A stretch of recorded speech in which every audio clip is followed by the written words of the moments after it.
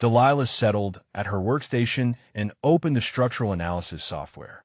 Her fingers moved across the keyboard with practiced precision, calculating load distributions for the new Harbor Bridge project. The morning light filtered through the office windows, casting long shadows across her desk. Marcus had gathered a small audience near the copy machine, his voice carrying across the open floor plan. "I'm telling you, she's probably one of those people who wear military surplus gear to look tough. That anchor tattoo is faker than a $3 bill." Sarah Chun from accounting nodded along. "I've seen those temporary tattoos. They make them look aged now to fool people." Delilah pulled up the maritime specifications for the bridge pylons, noting the depth requirements and tidal stress calculations. Her experience with naval engineering showed in the way she instinctively understood how structures needed to withstand water pressure and salt corrosion. Rick Martinez wandered over to her desk, coffee in hand. "Hey, Delilah, Marcus is saying you claim to be some kind of Navy hero. That true?" She looked up from her screen, where complex engineering diagrams showed force vectors and material tolerances. "I never claimed to be a hero, Rick. But you were in the Navy, though, right?" He pressed. Delilah saved her work and reached for a technical manual. "Yes, I served." Marcus appeared behind Rick, grinning. "For how long, though? A week? A month?" "Long enough," she replied, turning back to her calculations. The steady stream of morning commuters barely acknowledged Marcus as he guided them to available spaces with practiced efficiency. Mrs. Henderson from the third-floor accounting firm offered her usual polite nod, while the young lawyer from Sterling Properties rushed past without even that courtesy. Marcus had learned to read people in seconds, a skill that served him well both in combat zones and corporate parking structures. His radio crackled with static as building security checked in with their routine morning report. Everything normal, everything controlled. Marcus preferred it that way. Predictability meant safety, and safety meant he could focus on what mattered most. Getting home to Emma each evening with enough energy left to help with homework and listen to her stories about second-grade adventures. The phone call came at 10:30, just as the morning rush was winding down. Emma's school secretary spoke in that carefully neutral tone that immediately put Marcus on high alert. Nothing serious, she assured him, but Emma had gotten into a small disagreement during recess about heroes and soldiers. Could he possibly pick her up a bit early today? Marcus checked his watch, calculating the time against his supervisor's usual afternoon rounds. He could make it work, the way he always made things work. Single parenting required the same strategic planning that military operations demanded, just with different stakes. As he hung up, he noticed a group of motorcycles rumbling past the garage entrance, their engines loud enough to echo off the concrete walls. Something about their formation, their deliberate slowness, triggered old instincts that made him pay closer attention to the shadows between parked cars. The rumble of motorcycle engines had grown louder throughout the morning, circling the block like predators testing territory. Marcus tracked their movement from his position near the garage entrance, noting the deliberate pattern that spoke of coordination rather than coincidence. His trained eyes cataloged details automatically. 5 bikes, leather jackets with patches he couldn't quite make out from this distance, and a leader who rode point with the confidence of someone accustomed to being followed. Above on the 14th floor, Victoria Sterling stood at her corner office window reviewing quarterly reports when a sound drew her attention downward. The CEO of Sterling Properties had built her empire on reading situations quickly and accurately, skills honed during her own military service years before. Something about the scene below felt wrong, the way the motorcycles moved with too much purpose around her building. She watched as her parking attendant stepped slightly forward, his posture shifting in a way that reminded her of soldiers she had known. There was awareness in his stance, a readiness that seemed disproportionate for someone whose job involved directing traffic and collecting fees. Victoria made a mental note to review his employment file, curious about the man who had worked quietly in her garage for over a year without ever drawing attention to himself. The lead motorcycle pulled into the garage entrance, engine revving unnecessarily loud in the confined space. The rider's face was hidden behind dark sunglasses and a heavy beard, but his body language broadcast aggression as clearly as a radio signal. Marcus remained perfectly still, hands at his sides, watching and waiting with the patience of someone who understood that the first move often determined everything that followed. The lead biker pulled his Harley directly into the center of the garage entrance, blocking the lane completely as his four companions followed suit. Their engines continued rumbling unnecessarily, filling the concrete space with deafening noise and acrid exhaust. The leader removed his helmet, revealing a weathered face dominated by cold gray eyes and a sneer that had intimidated smaller men than Marcus Chun. Jake Morrison had built his reputation on knowing exactly who could be pushed around and who would push back. The parking attendant in front of him fell squarely into the first category, just another working stiff in a dead-end job who would fold at the first sign of real trouble. Jake swung his leg over the bike and approached with deliberate swagger, his boots echoing against the concrete floor.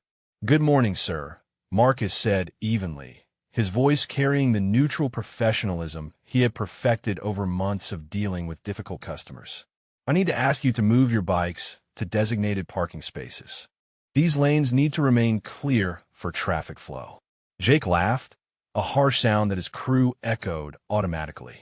"Traffic flow," he repeated mockingly. "You hear that, boys? The parking guy is worried about traffic flow." He stepped closer to Marcus, close enough that the smell of leather and motor oil was overwhelming. "Listen here, parking guy. We go where we want, when we want. You got a problem with that?" Marcus maintained his position, hands relaxed at his sides, breathing steady. "Sir, I understand you may not be familiar with our garage policies. I am happy to direct you to available spaces where you can park safely and legally."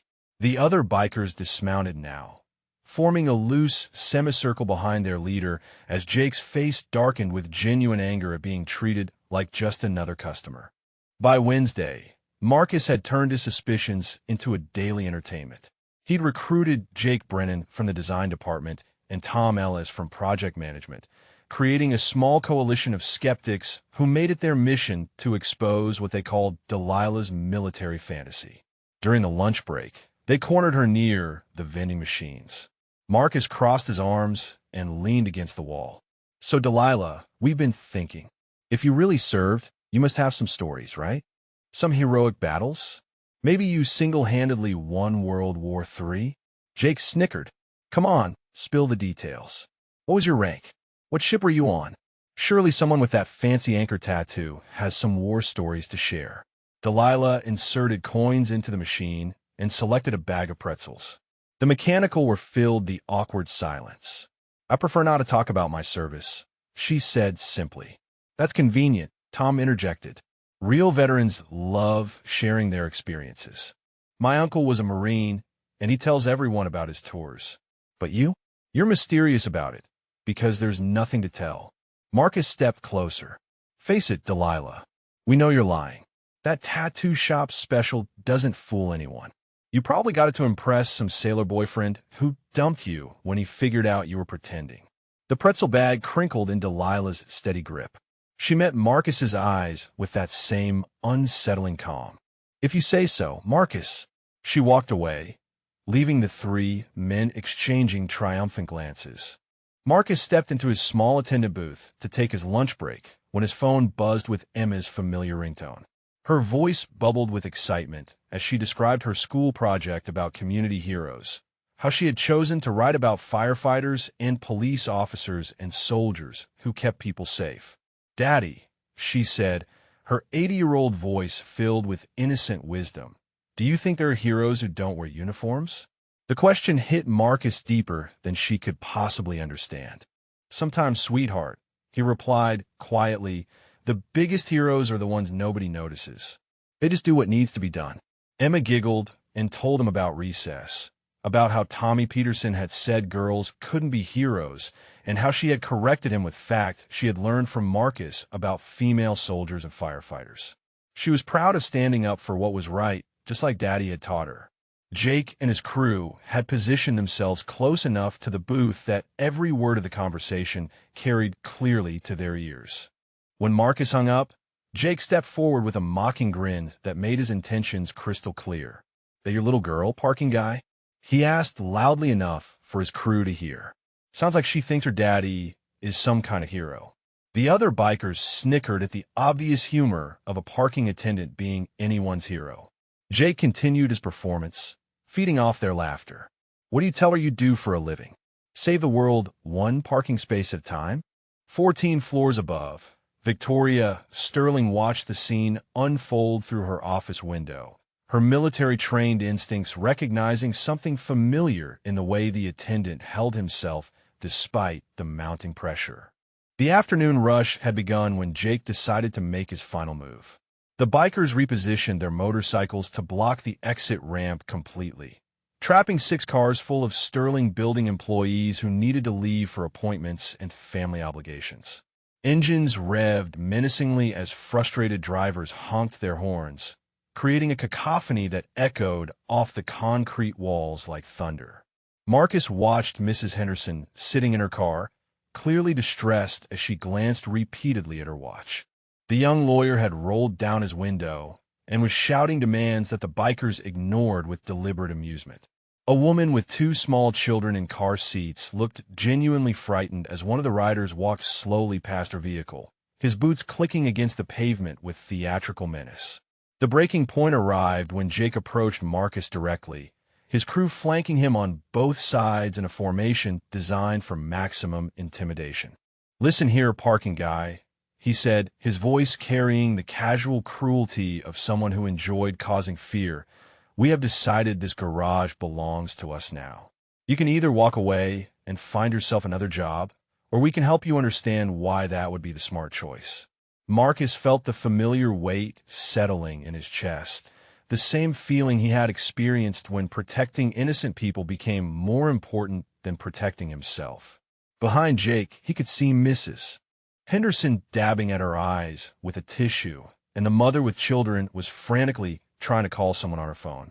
"Sir," Marcus said quietly, his voice carrying a new edge that made Jake's confident smile falter slightly. "I need you to move your bikes and allow these people to leave. This is your final warning." Jake laughed, but the sound carried less conviction than before. Jake's patience evaporated like gasoline on hot asphalt. "Final warning?" he roared, spittle flying from his lips as his face flushed red with rage. "You think you can warn me, you worthless piece of nothing?" His massive hand shot out and shoved Marcus hard in the chest, sending him stumbling backward against a concrete pillar. The trapped customers watched in horrified fascination as the situation exploded into violence. Several people fumbled for their phones, fingers shaking as they tried to capture what was happening or call for help. Mrs. Henderson covered her mouth with both hands while the mother with children quickly turned around to shield her kids from seeing the confrontation. Marcus regained his balance and straightened, his movements controlled despite the adrenaline flooding his system. He could feel the familiar shift happening inside him, muscle memory awakening from years of careful suppression. Jake advanced again, encouraged by what he mistook for weakness, his crew closing in to form a tight circle that would prevent any escape. "You want to play hero for these people?" Jake snarled, grabbing the front of Marcus's gray uniform shirt with both fists. "Let me show you what happens to heroes in the real world." He twisted the fabric violently, using his grip to slam Marcus against the pillar again, the impact echoing through the garage like a gunshot. The shirt began to tear under the assault, cheap polyester fabric giving way under Jake's aggressive handling. Marcus made no move to resist, his hands remaining at his sides, even as Jake shook him like a rag doll. The biker interpreted this restraint as fear, completely missing the dangerous stillness that had settled over Marcus's features as the situation reached its inevitable conclusion. The harassment continued into Thursday, but Delilah maintained her professional composure with an almost supernatural patience. During the project meeting, she presented her Harbor Bridge analysis with quiet authority, her calculations flawless, and her understanding of maritime engineering surprisingly deep. Marcus whispered to Jake loud enough for others to hear. She probably Googled all that technical stuff. Anyone can sound smart with the internet. After the meeting, department head Linda Rodriguez pulled Delilah aside. I don't know what's going on with Marcus and his friends, but your work is exceptional. Your understanding of naval architecture is impressive. Delilah nodded politely. Thank you, Linda. Where did you learn so much about ship design and harbor construction? Linda asked. Your specifications account for details most engineers would miss. Experience, Delilah replied simply. Later, while reviewing blueprints, Rick noticed something odd. Delilah was sketching modifications to the underwater support structure with an intuitive understanding that seemed beyond textbook knowledge. She drew cross-sections showing how barnacles and marine growth would affect the concrete over decades, marking potential weak points with practiced precision. You seem to know a lot about how things work underwater, Rick observed. Delilah looked up from her sketches, her pencil still poised over the paper. You spend enough time around water, you learn its habits. Marcus appeared at her shoulder. What kind of time? Watching boats from the shore? The kind that matters, she answered quietly, returning to her work. Jake stepped backward as if struck by lightning, his weathered face cycling through emotions he rarely allowed himself to feel. The swagger and aggression that had defined him moments before evaporated completely, replaced by something that looked remarkably like shame. Tommy moved closer, his eyes fixed on the tattoo with an intensity that bordered on reverence. My brother Danny served with 2nd Battalion 3rd Marines, Tommy said quietly, his voice thick with emotion. He came home different, used to wake up screaming about Fallujah. He never talked much about what happened over there, but he always said the Marines he served with were the finest men he ever knew. Jake swallowed hard, struggling to reconcile the image of the parking attendant he had been terrorizing with the reality of the combat veteran standing before him. Sir, he said finally, the word coming out awkward and unfamiliar, I did not know. I would never have disrespected you if I had known. Marcus stood perfectly still, his torn shirt hanging open to reveal not just the tattoo, but the scars that told their own story of service and sacrifice. The other bikers had removed their sunglasses now, their faces showing a mixture of respect and embarrassment that transformed the entire dynamic of the confrontation. From her office window 14 floors above, Victoria Sterling watched the scene unfold with growing recognition. She had seen that tattoo design before, knew what those service ribbons represented. Her hand moved instinctively to her phone as she made a decision that would change everything for the quiet man who had worked in her garage for over a year without anyone knowing his true story. The elevator doors opened behind her as she stepped inside, heading down to meet a hero she had unknowingly employed. The elevator chimed softly as Victoria Sterling emerged into the garage, her heels clicking against the concrete with the measured pace of someone accustomed to command. The bikers immediately recognized authority when they saw it, their posture straightening instinctively as the impeccably dressed woman approached their group with the confidence of ownership. Marcus, she said, her voice carrying the crisp authority of someone who had given orders in far more challenging circumstances. I believe we need to talk. Her eyes took in the torn shirt, the tattoo, and the dramatically changed atmosphere with a rapid assessment of a trained officer. Ma'am, Marcus replied automatically, his military bearing evident even in his disheveled state. Victoria noticed the way he stood despite everything that had happened, the unconscious discipline that never truly left men who had served with distinction. Jake found his voice first among the bikers, stepping forward with uncharacteristic humility. Ma'am, we apologize for any trouble we may have caused. We did not realize that your employee was a decorated veteran. If we had known, this situation would never have occurred. Victoria studied Jake for a moment, then turned her attention back to Marcus. Staff Sergeant Chun, she said, using his former rank with deliberate precision, I served as captain in the Army Reserve. I recognize excellence when I see it, and I have been watching you work in my garage for over a year. Your attention to detail, your way with difficult customers, your quiet leadership, these are not the qualities of a parking attendant. Marcus felt something shift inside him as Victoria continued speaking. her words carrying the weight of recognition he had not experienced since leaving the service. The trapped customers watched in fascination as their mundane parking situation transformed into something approaching ceremony. 3 weeks later, Marcus Chun sat behind a mahogany desk on the 14th floor of the Sterling Building, wearing a crisp security director uniform that bore his name and new title with quiet pride. Through his office window, he could see the parking garage where his transformation had begun, now running more efficiently under his strategic oversight and management protocols.